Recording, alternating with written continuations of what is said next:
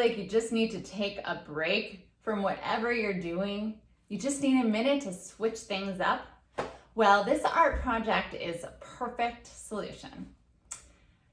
Today we're going to make a gratitude collage. So think in your heart and in your mind about things that make you feel grateful, things that bring you joy, things that you love. Think about those things and let's make an art project about them. So what you'll need today are some scissors, some kind of magazines. Maybe if your grown-up is able to print out some family photos, you could even use family photos. So it can either be magazines or newspapers or family photos. You'll need some glue and your imagination.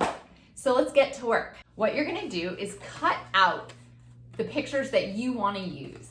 And you're gonna think of things that you feel grateful for, things in life that you love, things that make you feel happy. And you're gonna make a whole pile of those things that you either ripped out or cut out.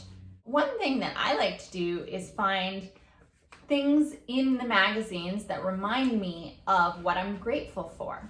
So, for example, I made something that had to do with summertime, and I cut out pictures that had to do with the vegetables and the fruits and the ocean and things that reminded me of summer.